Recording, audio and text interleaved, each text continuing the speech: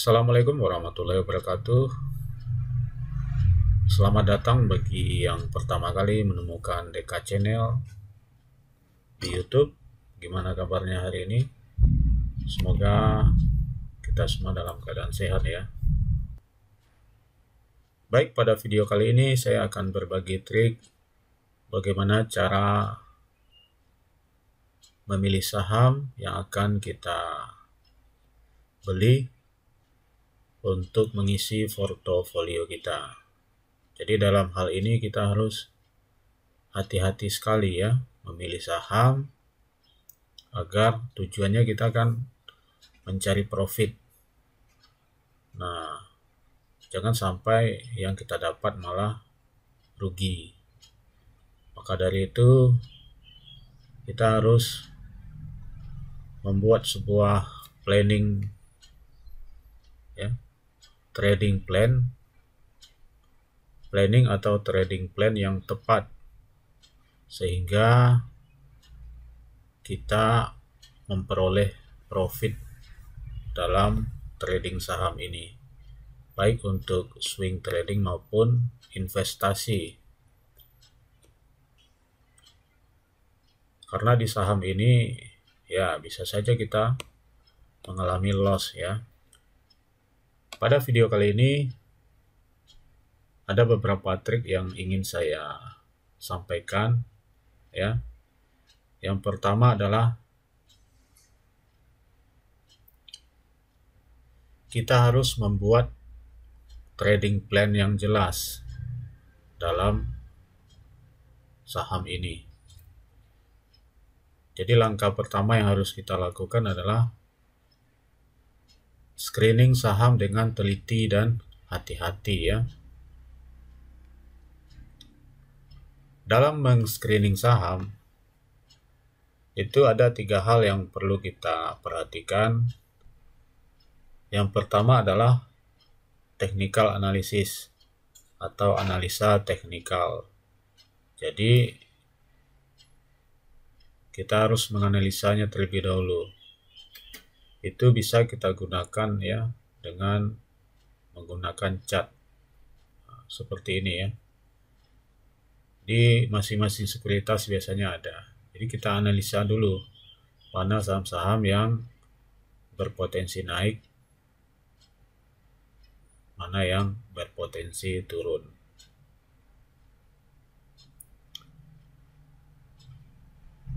Kemudian yang pertimbangan yang kedua dalam men-screening saham adalah jadi kita teliti fundamental dari sebuah perusahaannya. Nah, ini biasanya ada di setiap sekuritas aplikasinya. Itu biasanya ada bagaimana cara mengecek fundamental dari sebuah perusahaan. Kalau saya biasanya menggunakan Hot Mobile ya dari Mira Asset. Nah, di sini kita bisa mengecek, membandingkan saham-saham yang sejenis itu gimana PBV-nya, gimana PER-nya ya, gimana ROA, ROE-nya, gimana DER-nya, itu bisa kita cek di sini. Selain itu yang harus kita cek juga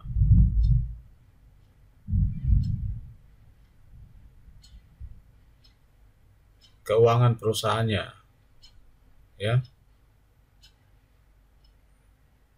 Total asetnya gimana, apakah meningkat dari kuartal ke kuartal atau dari tahun ke tahun, equity-nya, kemudian juga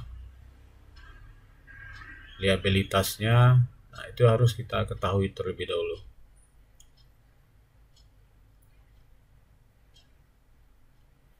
Kemudian langkah ketiga dalam men-screening saham itu adalah bandarmologi ya. Ini suatu hal yang tidak boleh kita tinggalkan. Walaupun secara teknikal dan fundamental saham itu bagus, tapi kalau bandarnya lagi mendistribusi, pasti harganya akan turun. Jadi kita cek bandarmologinya dan broker summary-nya. Di sini juga ada ya, di Mira Asset ini kita bisa mengecek di sini. Misalkan ini saham Telkom, perdagangan tanggal 22 berarti diakumulasi ya. Kemudian perdagangan tanggal 21 juga diakumulasi. Jadi bisa kita cek dulu bandarmologinya. Kemudian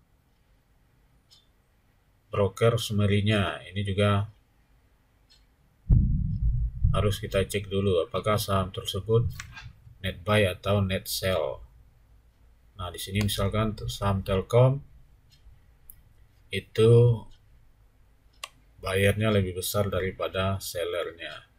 Jadi ini net buy ya. Jadi itu 3 hal yang perlu kita perhatikan dalam meng-screening saham. Kemudian yang kedua, kita tentukan harga entry-nya. Jadi di harga berapa kita harus entry. Di sini ada 2 spec buy yang bisa kita lakukan. Yang pertama, spec buy on weakness ya. Kalau saya pribadi ini menggunakan 2 cara ini. Yang pertama, spec buy on weakness, kemudian spec buy on breakout. Kalau spec buy on weakness ini kita beli apabila harganya mantul dari titik supportnya ya. Jadi kalau sebuah saham menyentuh titik supportnya, jangan entry dulu, tunggu mantul dari titik supportnya. Sedangkan kalau spec buy on breakout, kita entry-nya apabila saham tersebut breakout dari resistennya ya. Kemudian langkah yang ketiga adalah kita menuliskan titik support dan resistennya. Jadi di sini supportnya berapa, resistennya berapa. Jadi kita tulis ya.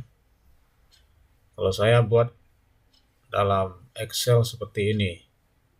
Jadi ada kolom kode saham, kemudian spec buy-nya, kemudian ini cut loss, dan ini AVG kita, kemudian kita tentukan support sama resistennya. Nah, setelah support dan resisten kita tentukan, kemudian kita tentukan target. Target ini artinya take profit-nya ya. Jadi kita take profit 1, 2, 3, 4. Jadi ada 4 tingkat. Ini kita dapatkan dengan menggunakan Fibonacci ya. Biasanya kita gunakan Fibonacci retracement. Jadi kita untuk menentukan target di harga berapa kita harus jual. Misalkan ini, kalau dia tembus di harga 1000, kalau dia sanggup naik itu jangan di sell dulu, tapi kita tunggu di target kedua. Tapi kalau tidak sanggup menembus 1000, maka kita take profit di harga 1000. Ini contohnya ya. Kemudian setelah menentukan target, kita juga harus menentukan titik cut loss-nya. Jadi jangan lupa, karena mau tidak mau atau suka tidak suka, sebuah saham kita harus rela cut loss supaya tidak mengalami kerugian yang dalam gitu ya. Jadi kita harus konsisten dalam trading saham ini. Kedisiplinan itu diperlukan sekali. Jangan kita merasa sayang pas sudah menyentuh titik cut loss-nya. Itu cut loss saja. Sebab kalau saham itu sudah jebol titik supportnya, biasanya dia akan kembali ke support sebelumnya. Nah, itu sangat jauh sekali. Maka kita harus, kalau sudah jebol supportnya, kita harus rela cut loss dulu. Nanti kalaupun kita buyback, itu kita beli di support sebelumnya gitu. Jadi titik cut loss ini sangat penting dalam trading saham, baik itu swing maupun scalping ya. Baik, mungkin itu saja trik yang bisa saya bagi pada video kali ini. Mudah-mudahan bermanfaat. Jangan lupa like, comment, and subscribe. Terima kasih. Assalamualaikum warahmatullahi wabarakatuh.